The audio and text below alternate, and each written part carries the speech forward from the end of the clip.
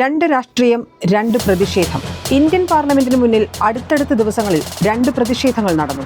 December 15-ന് UDF MPമാരുടെ Sabarimala സ്വർണ്ണക്കൊള്ളക്കേസിൽ parody പാടിയുള്ള പ്രതിഷേധം. സ്വർണ്ണപ്പാളികൾ മാറ്റിയേ ശാസ്താവിൻ ധനമൂറ്റിയേ, സ്വർണ്ണപ്പാളികൾ മാറ്റിയേ ശാസ്താവിൻ ധനമൂറ്റിയേ.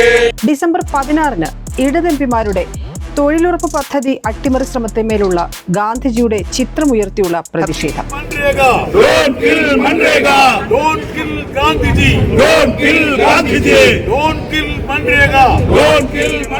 Viksit Bharat guarantee four Rozgar and Ajeevika mission അഥവാ VBG Ramji.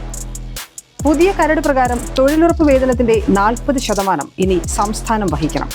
അധിക സാമ്പത്തിക ഭാരം സംസ്ഥാന വികസന പ്രവർത്തനങ്ങളെ തുരങ്കം വയ്ക്കും. ഗ്രാമപഞ്ചായത്തുകളുടെ ആസൂത്രണ അധികാരം ഇല്ലാതാക്കി. കേന്ദ്ര രാഷ്ട്രീയം അനുസരിച്ച് പണം അനുവദിക്കുമ്പോൾ മാത്രം ജോലി ലഭിക്കും. തൊഴിലാളികൾക്ക് തൊഴിൽ ലഭിക്കാനുള്ള അവകാശവും എടുത്തു മാറ്റപ്പെടുകയാണ്.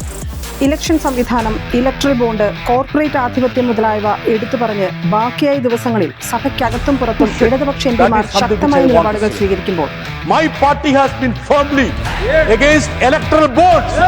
We said that this is polluting the election scene. Sabarimala സ്വർണ്ണപ്പാളി വിവാദത്തിൽ നടക്കുന്ന SIT അന്വേഷണം പോരാ, കോടതി മേൽനോട്ടത്തിൽ CBI അന്വേഷണം വേണമെന്നൊക്കെ പറഞ്ഞ് പാരഡിയും പാടി നടക്കുന്ന കോൺഗ്രസ് ലേശം ഉടുപ്പ്